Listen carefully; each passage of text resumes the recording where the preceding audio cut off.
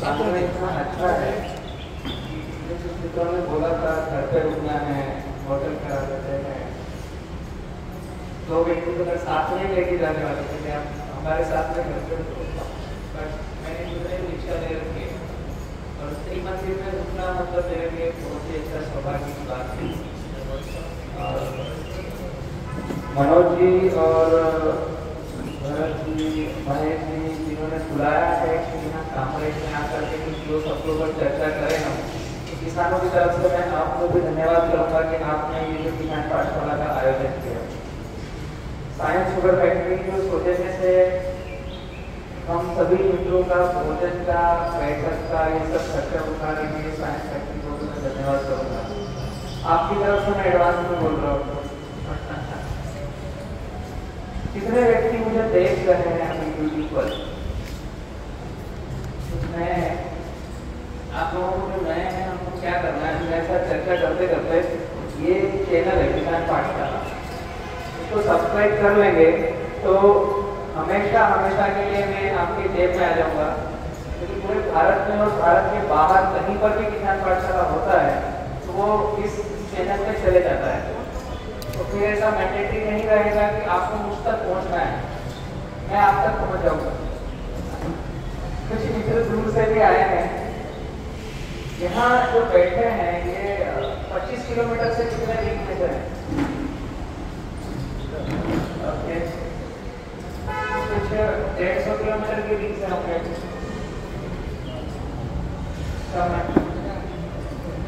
500 kilometre या 250 के ऊपर से, या कोई आप लोगों का तो 700 किलोमीटर हो गया इधर रीच बनाने टाइम 400। कुछ मित्र हैं जो इस तरफ से हैं, कुछ भावनगर तरफ से हैं। बहुत सारी जगह केले की चीजें चल रही है, बहुत सारी जगह गन्ने की चीजें चल रही है। मुद्दा एक ही है, क्या हम खेती में निवेश की तरफ जाएं, एक ही बार पैसा लगा करके हम वहां से रिकरिंग रेवेन्यू प्रति दिन, प्रति माह या प्रति साल हम ले सकें। सस्टेनेबिलिटी हमारी खेती से छूटती जा रही है। नए होंगे थोड़ा सा परिचय दे दूं, मेरा नाम बलराम किसान है, मैं बड़वानी मध्य प्रदेश से हूँ। 2006 से किसान पाठशाला चला रहा हूँ, सीख रहा हूँ। 2010 और 12 के बाद ऐसा लगा कि थोड़ा बहुत सीख गया हूँ तो कुछ सिखाने की चेष्टा कर रहा हूँ। जरूरी नहीं कि मैं सारी बातें जो बोलूँगा वो अटल सत्य होगी, बट मुद्दा केवल इतना सा है कि 2006 से 2023 तक जो कुछ सीखा है वो आप आज आपके सामने कुछ करने की चेष्टा करूँगा। हो सकता है यहाँ से भी आपके पास मुझे कुछ सीखने को मिले। कोशिश करेंगे हम साथ में कुछ थोड़ा भ्रमण करें। एक सेशन में 1 बजे तक का ही है, फिर 1 से 2 भोजन होगा, फिर 2 बजे से शाम को 5 बजे तक। अब जितना आप मुझे झेल पाओगे उतनी देर में चलता रहूँगा, ठीक है। मुद्दा ये है कि हम खेती में सस्टेनेबिलिटी को छोड़ते जा रहे हैं, खर्चा होता जा रहा है, रिटर्न आने का नाम नहीं ले रहा है। जितने किसान यहाँ पर सामने बैठते हैं, इतने ही किसान फिर व्हाट्सएप पर आते हैं, इतने ही किसान कहीं रूम में मिलने के लिए आते हैं, जाते समय बात करते हैं, छोड़ते समय बात करते हैं, आते समय बात करते हैं। मुद्दा एक ही है, केला लगा रहा हूँ, कल क्या काटा। एक्चुअल में उस चीज को हमें छोड़ना पड़ेगा, कल क्या खाद डालना है मुझे। हम इस ट्रैप में अटक गए हैं, सस्टेनेबिलिटी इस ट्रैप से कहीं दूर चली गई है। सस्टेनेबिलिटी का मतलब होता है कि हम एक बार जहां पर जो काम कर लें उसमें अब ऑटोमेशन पे होना चाहिए। हमारी वहां आवश्यकता ना हो, हमारे पैसे की जरूरत ना हो, हम वहां से थोड़ा सा बाहर निकले तब भी वो हम आगे होते रहना चाहिए। मैं बात कर रहा हूँ केले की, सभी केले की फार्मर है ना, तो केले की हम चर्चा कर रहे हैं। हिंदुस्तान में कुछ 6 साल पहले एक सर्वे हो रहा था, तो थोड़ा सा आपके अंदर कुछ चीजें डाल दूं ताकि आपको पता चलेगा कि हम बलराम को कितना सीरियसली रूप से सुने। बस इसके लिए मैं एक बीच में चर्चा कर रहा हूँ। 5 से 6 साल पहले कुछ यूनिवर्सिटियों ने सर्वे चालू किया जिसमें 600 लोगों को चयन किया पूरे भारत में। Social work, ecosystem, sustainability, agriculture, इन 4 विषय में 600 लोगों को चयन किया। उसमें से ग्रेडिंग करते करते वो 46 व्यक्तियों तक पहुंचे। कुछ भारत के बाहर की यूनिवर्सिटियां थी, कुछ भारत की यूनिवर्सिटियों ने कोलैबोरेशन करके एक जॉइंट वेंचर करके किसान पाठशाला के चैनल पर, मेरे ऊपर और ऐसे 46 लोगों को चिन्हित किया 46 पूरे भारत में। इकोसिस्टम और सस्टेनेबिलिटी पर जो काम हो रहा है, सोशल वर्क पर जो काम हो रहा है, 18 दिसंबर 2022 को मुझे चिन्हित किया और जयपुर में मुझे डॉक्टरेट के अवार्ड से सम्मानित किया सस्टेनेबिलिटी को लेकर। मेरे साथ में मुझे सपोर्ट करने के लिए, मुझे साथ में चलाने के लिए मेरी ये आवाज़ें नहीं है, कई सारे मेरे मित्र हैं। अभी आप चैनल पर देखोगे तो कई सारे रिटायर्ड फौजी हैं। मैं उनको भी धन्यवाद करूँगा कि उन्होंने काफ़ी समय देश की सेवा में बिताया बॉर्डर पर। अब वहाँ से रिटायरमेंट लेने के बाद में किसान पाठशाला के साथ निस्वार्थ जुड़ करके आगे बढ़ रहे हैं सस्टेनेबिलिटी को लेकर के। तो सस्टेनेबिलिटी केवल एग्रीकल्चर तक ही सीमित नहीं है, खेती हो या पर्यावरण हो या देश का स्वास्थ्य हो। देश का स्वास्थ्य मतलब हमारा खुद का स्वास्थ्य आ गया, उसमें ठीक रहना चाहिए। पर्यावरण को लेकर के मेरी मदद करी विंग कमांडर अंजलि अय्यर ने, जो मेरे बहुत अच्छे मित्र हैं, जो O2 पार्क में मेरे साथ चल रहे हैं। एक आपने चैनल देखा है किसान पाठशाला, एक और मेरा चैनल है O2 पार्क, ऑक्सीजन पार्क, जिसमें हम पर्यावरण को साथ में लेकर के चल रहे हैं, जिसमें मेन हीरो हमने रखा है बैम्बू। 23 साल तक उन्होंने एयरफोर्स में अपनी सेवाएं दी। अब वो रिटायरमेंट होने के बाद में देश को और दुनिया को हरियाली के लिए जहाँ भी पैरल लेने वहाँ पर वो आगे बढ़ रहे हैं। तो वहाँ से उनसे मैंने सीखा है सस्टेनेबिलिटी। केले में सस्टेनेबिलिटी क्यों आवश्यक है, इस पर मैं जोर डालने वाला हूँ। सस्टेनेबिलिटी का मतलब इतना होता है कि एक ही बार निवेश करना है और वहाँ से हमें पैसा आते रहना चाहिए, ना कि हमें प्रतिदिन कुछ पैसा लगाते रहना चाहिए। वो गड़बड़ है। अभी तक हमारी खेती वैसे ही होती है। मेरा को एक माइक पूछ लीजिएगा, मैं कुछ प्रश्न पूछना चाहूँगा। आप जो अभी केले की फार्मिंग कर रहे हैं या करना चाहते हैं, यहाँ पर आपके क्षेत्र में केले की फार्मिंग में अभी प्रॉब्लम क्या है, थोड़ा वो मुझे बताएंगे तो मेरी चर्चा के साथ साथ मैं उन विषयों को भी टच कर पाऊंगा।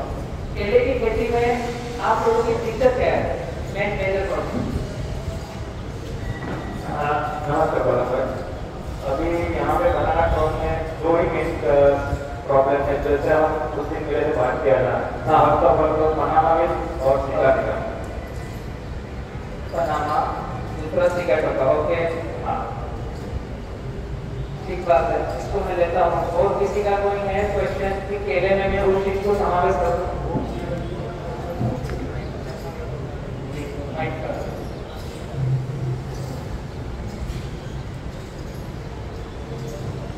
हमारे को रतन के अंदर जो क्रॉप होता है, उसका व्यापारी भाव काटता है, तो उसका वजह क्या है?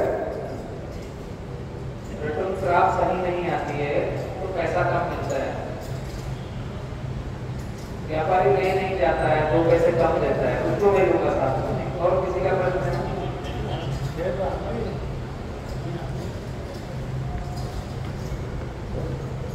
और 4-5 महीने के बाद जो फट जाता है वो बड़ा इश्यू है।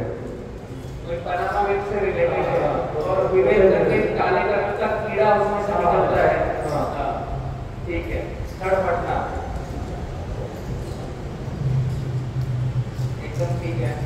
मैं इन बातों को समावेश में लेता हूँ, लेकिन आपके और कुछ प्रश्न होने चाहिए थे। इधर कोई हाथ खड़ा कर रहा है और आपके ये प्रश्न होना चाहिए थे कि हम 1 एकड़ में 1.5 लाख रुपए खर्चा कर रहे हैं, 8 रुपए किलो बिकता है तो हम सर्वाइव नहीं कर रहे हैं। इस सूरत का प्रश्न होना चाहिए जो मैं कुछ बता रहा हूँ आप लोगों को। केले लाल को केला फल या पौधा? फल। अभी इस समय ना रेड रस्टिंग बोलते हैं उसको, हवा में नमी ज्यादा रहती है। केला लाल होना इस समय की बात कर रहे हो जब बारिश होती है, इसी समय लाल होगा। इस समय हवा में नमी बहुत ज्यादा रहती है और केले का फल जो निकल के आगे आप नेचुरल हो रहा है, तो केला जब ज्यादा पानी पिएगा तो वो अपनी प्राइम मेच्योरिटी पर नहीं जाएगा, रुक जाएगा और वो पानी पी करके फंगस में कन्वर्ट होगा। जमीन में पानी ज्यादा, ड्रिप से पानी ज्यादा, हवा में पानी ज्यादा और बारिश होना, इन सब के समावेश में जो केले के ऊपर का जो छिलका है, वहां पर जहां भी ड्रिप्स ने थोड़ा सा कुरेद दिया वहां पर नमी चिपकी हुई रहेगी, वो रेड रस्टिंग में कन्वर्ट होने लगेगी। और पौधा ज्यादा जड़ों के पास पानी रहता है तो न्यूट्रिशन इन और आउट नहीं कर पाता है, तो रेड रस्टिंग को नैसर्गिक पौधा खुद हीलिंग करता है, तो ज्यादा पानी होने से हीलिंग करना रुक जाता है, इसलिए वो हमें दिखने लग जाता है। उसका उपाय है 70-30-30। मैं अभी आगे कॉन्सेप्ट में लूंगा 70-30 फार्मिंग का सूत्र अप्लाई करेंगे तो ज्यादा बारिश होगी या हमने ड्रिप से ज्यादा पानी दे दिया, उसके बावजूद भी केले को एरिएशन होता रहेगा, एक तरफ से हवा मिलती रहेगी जड़ों को, तो वो न्यूट्रिशन इन और आउट करता रहेगा। एक्चुअल में हमारे पास जो गाइडलाइंस आती है या हम किसी से पूछते हैं, अभी मैं आपको ऐसा थोड़ा घुमा करके जवाब दे रहा हूँ ताकि आपके पास कॉन्सेप्ट पहुंचे।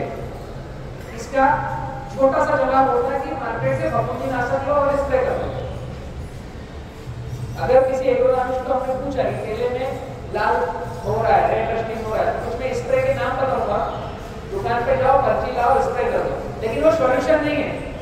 आने के बाद स्प्रे ये है कि नया नहीं होगा, जो रेड रस्टिंग आ गया है उसमें फंगस का स्प्रे किया हमने, वो फैलेगा नहीं, बढ़ेगा नहीं, लेकिन वो इलाज नहीं है।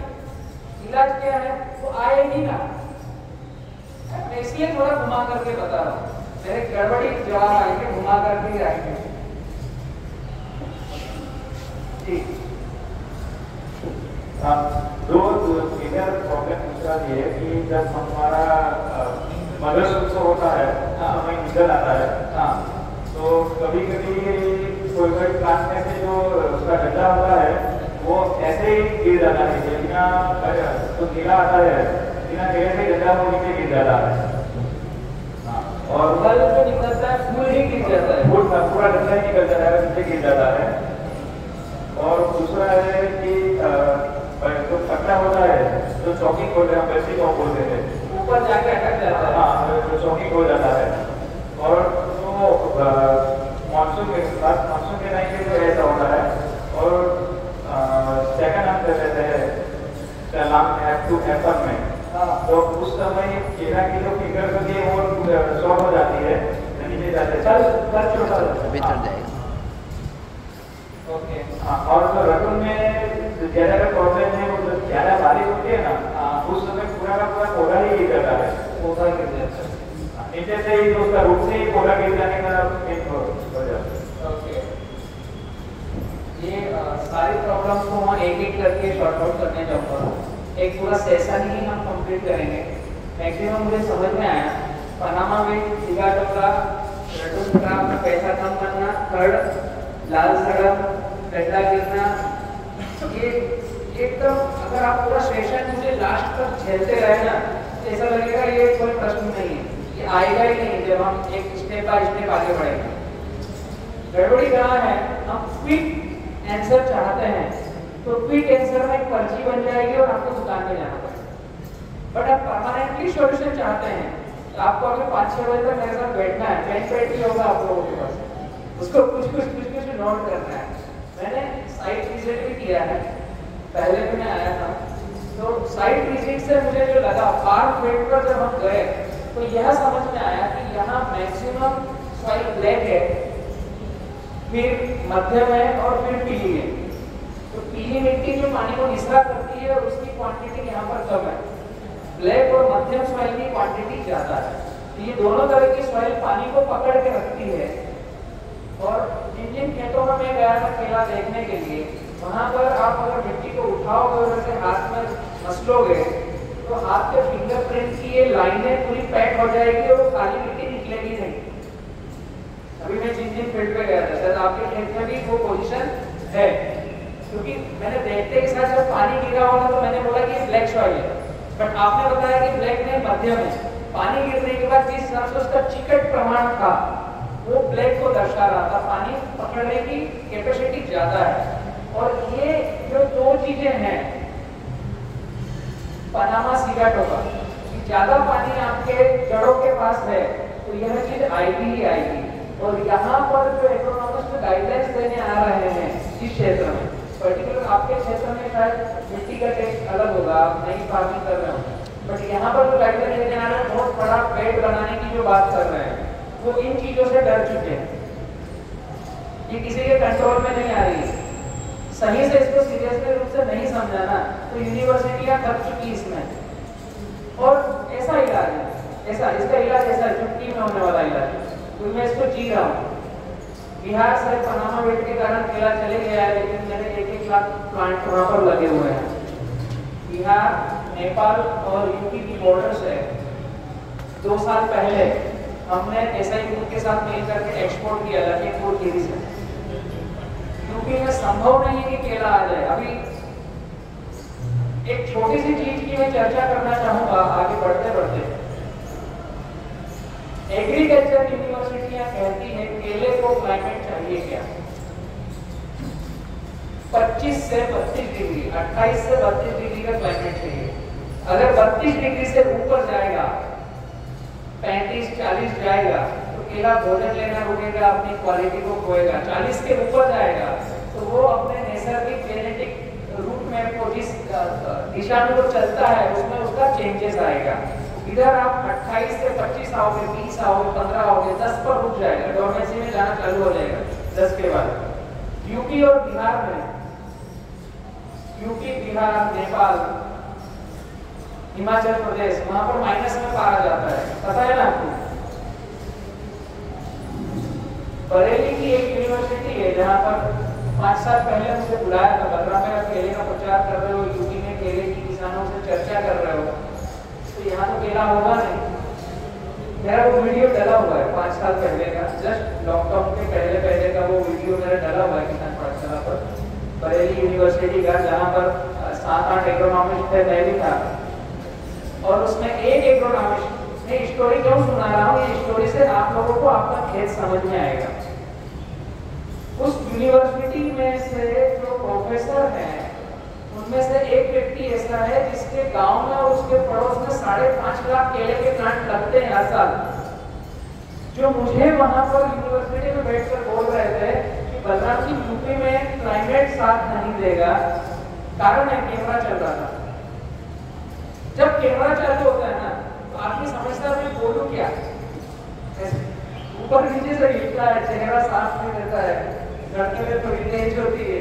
तो कैमरा जब चलता है किसी के भी सामने तो वो व्यक्ति क्या सोचता है कि जो रूट मैप में है वो बात करें, बाकी बातें ना करें। उन्होंने बात क्या करी मेरे से, बलराम जी आप यूपी में केले का प्रचार कर रहे हो, यहाँ तो केला हो नहीं सकता। मैं अभी पैदा हुआ हूँ, यूपी में केला 300 साल से हो रहा है, 200 साल से हो रहा है, मेरे जाने नहीं जाने से केला नहीं हुआ। बट उनका ये कहना था कि आप यहाँ चर्चा कर रहे हो, किसान पाठशाला लगा रहे हो, तो हम जानना चाहते हैं केला होगा कैसे। मुझे पता था वो कहाँ गए, मैंने कैमरा के सामने पूछा, मैंने कहा सर आप इस गांव से हो और इस गांव में 5.5 लाख केले लगे हुए हैं और पिछले 20 साल से लग रहे हैं, आप पैदा नहीं हो रहे हो।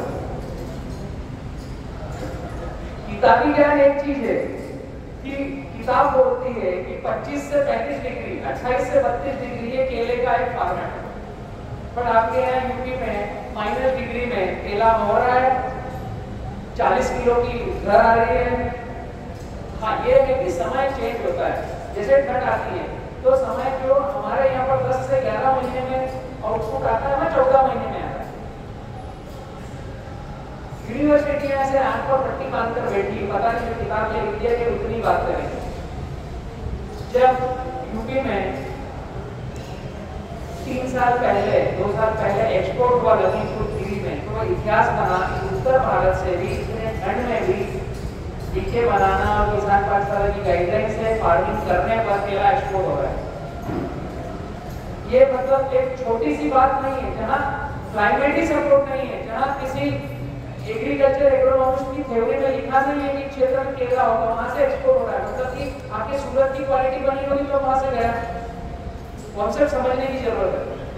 तो जिस फसल को जो चाहिए हम उस पर बात करेंगे। 2006 से मैं सीखने सिखाने की मुहिम में हूँ, 2023 तक पहुंचा इसमें 2010 से मैंने केले को पकड़ा है। पूरे भारत में जब मैंने केले को पकड़ा उस समय मैंने समझा कि 3% एक्सपोर्ट हो रहा है। कितना? 3% तक। आज की तारीख में 7% पर गया है। मैं पूरा श्रेय देना चाहूंगा किसान पाठशाला की टीम को। पहली बार हमने बात करी 5x7 केला लगाने की। ओपन मंच से किसानों के सामने कोई बात नहीं कर रहा था कि 5x7 पर केला लगाना। एक्चुअली 5x7 भी सही नहीं है, बट किसानों के बीच में जाना था। हम 5x5 लगा रहे हैं, 5x6 लगा रहे हैं। अब यहाँ पर सूरत वाले क्षेत्र में जब एक्सपोर्ट की स्पीड बढ़ी तो 7x5 लगना चालू हुआ, 6x6 लगना चालू हुआ।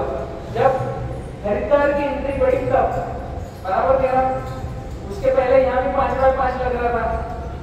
तो अच्छे व्यापारी बड़े ग्राफ में आएंगे, अच्छा केला बड़े ग्राफ में बनेगा, कहना ये चाहता हूँ। तो बहुत सारी बातें मेरे सेशन में ऐसी निकल के आएगी जो एग्रोनॉमिस्ट की भाषा में सही शूट नहीं करेगी, बट खेत में प्रैक्टिकल करोगे तो उसके अलावा इलाज नहीं है, जो मैं इतने साल से जी रहा हूँ और उसको समझ रहा हूँ। जलगांव का नाम सुना है आप लोगों ने? सबसे ज्यादा केले का हब महाराष्ट्र।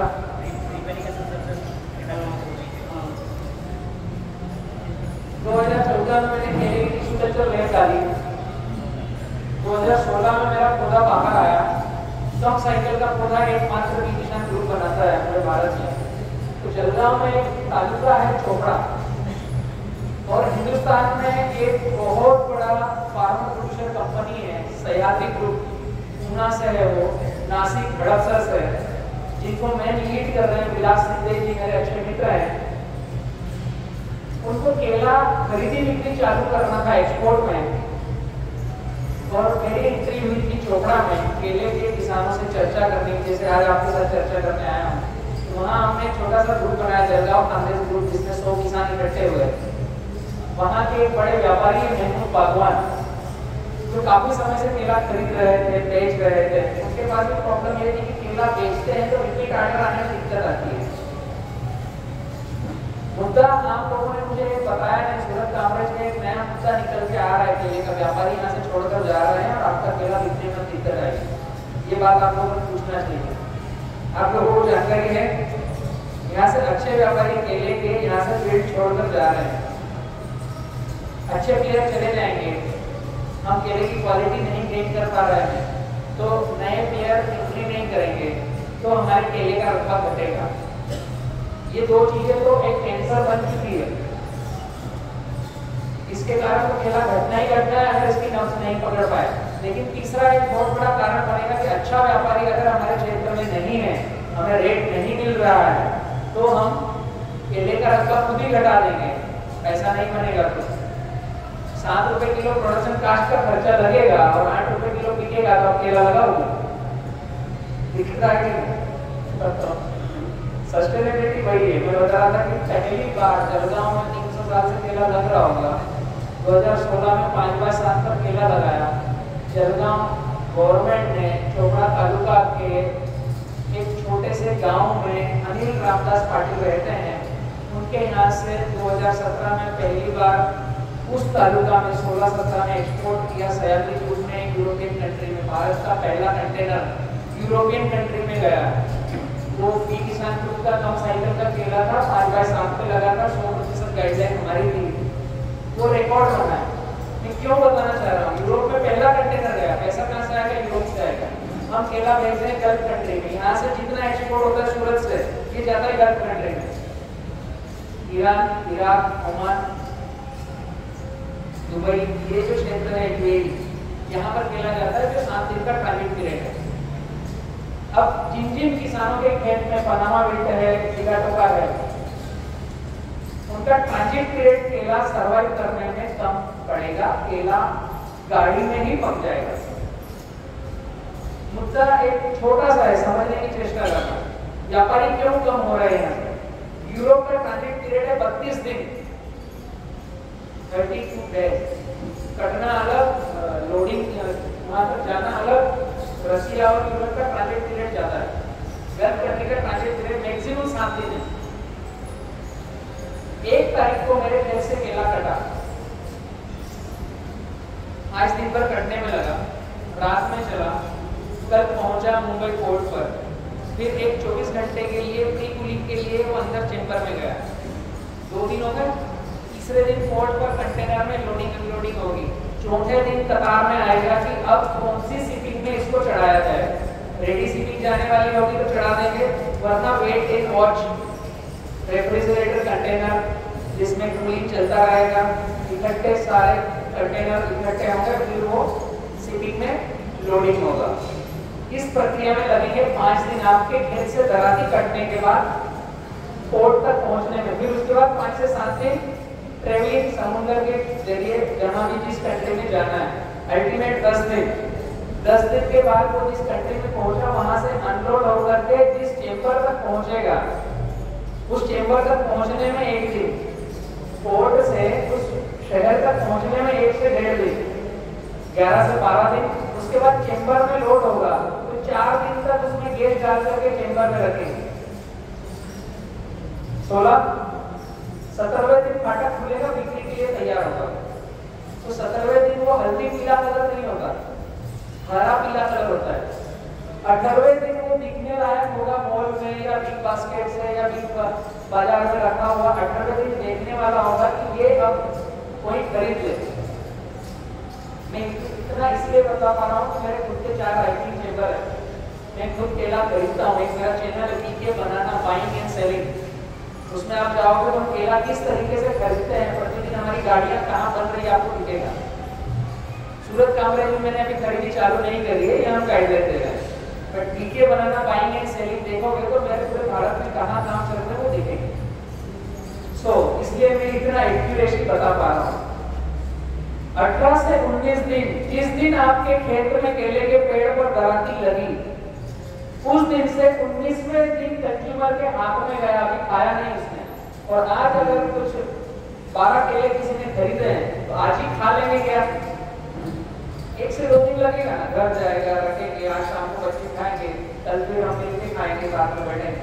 अल्टीमेट 20 से 21 दिन आपके खेत में दराती लगी और 21 दिन, तो ये 21 दिन। अब यहाँ पर प्रश्न बनता है, बायर क्यों भाग रहा है?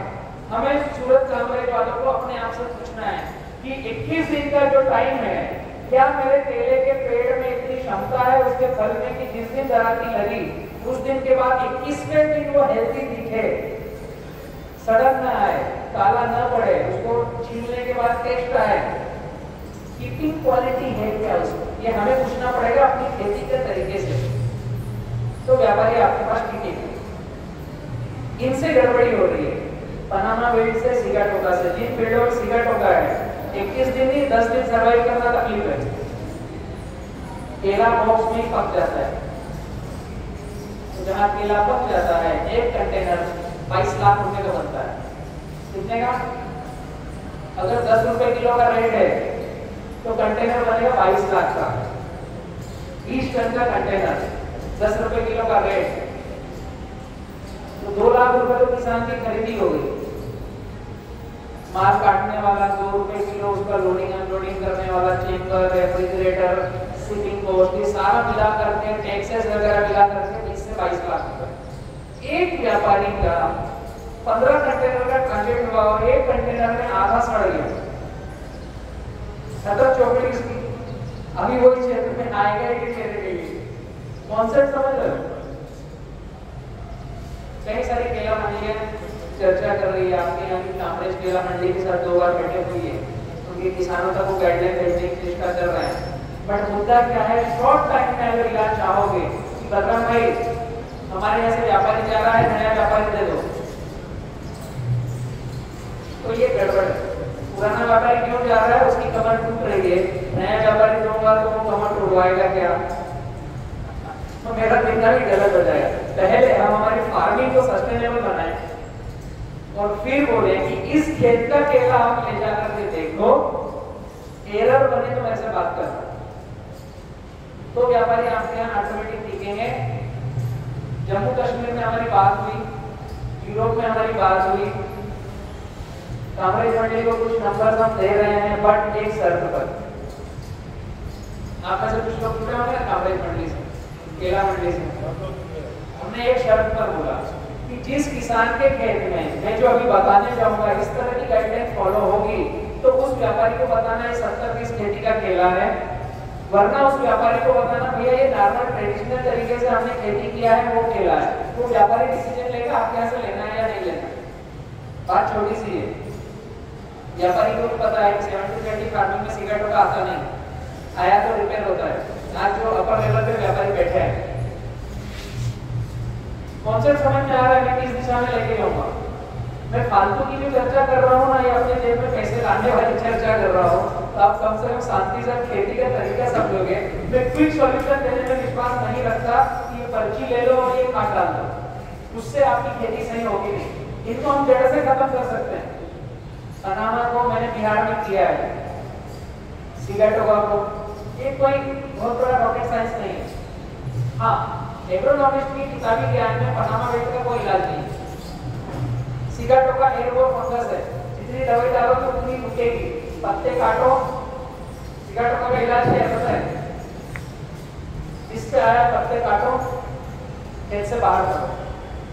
हम क्या करते हैं, पत्ते काटते हैं वहीं गिरा हुआ रह जाता है, और जैसे ही पत्ता काटा अब ये पानी की घास उठेगी तो अगले पत्ते को इफेक्ट करेगी और उसमें सिगरेटों का आएगा। फिर उस पत्ते को काटा तो अगले पत्ते को इफेक्ट करेगी। ऐसा होता है ना, पत्ता काटने के बाद अगले पत्ते पे जाता है ना सिगरेटों का। एग्रोनॉमिस्ट की भाषा में किताब में लिखा हुआ है सिगरेटों का पत्ता काटना है, उस खेत से 2 किलोमीटर दूर लेके जाना है, गड्ढा करना है, उसको डालना है, उसमें घासलेट डालना है, केरोसिन उसको जलाना है, फिर मिट्टी डालना है। इतना सीरियस मैटर है सिगरेटों का, जो किताबों में लिखा है कि सिगरेटों का अगर खेत में आया तो इस तरीके से ट्रीट करो। हम सिगरेटों का आया उसको पत्ते काट कर वहीं छोड़ते हैं, तो वो नई जो पानी की घास उगती है वो नए पत्तों को सिगरेटों का से इफेक्ट करती है। अधूरी बातें हम तक पहुंचती है, हम उस अधूरी बात से फिर हमारे पास जो सहूलियत रहती है उतना एडॉप्ट करते हैं। सिगरेटों का आए ना, इस पे काम करना है, आने के बाद कुछ नहीं कर सकते, वो आपके हाथ में नहीं है। वो इतना गंदा डिसीज है, वो हवा में फैलता है। वो जैसे ही नमी हो गई पास के खेत में सिगरेटों का आपके यहाँ आ जाएगा, कितनी भी आप दवाई डाल दो, कितने भी दुकानदारों का भला कर दो, पड़ोस के खेत में सिगरेटों का है, आपका प्रोडक्ट खराब होगा निश्चित है। मास में इलाज चाहिए उसका। रोज बनाना 20-20 हजार एकड़ के टापू पर खेती करता है, तो वो हेलीकॉप्टर से सिगरेटों का स्प्रे करता है। हम कर सकते हैं क्या? खेडूती भी इकट्ठे हो गए, यहाँ पर कौन हेलीकॉप्टर से स्प्रे करेगा? और दूसरी फसलें भी तो है, तो उसका क्या करेंगे? ठीक है ना? तो ये चीजें मैं आपको अभी समावेश लेने वाला हूँ। आज बहुत अच्छा दिन है, आप मित्र मेरे सामने बैठे हैं।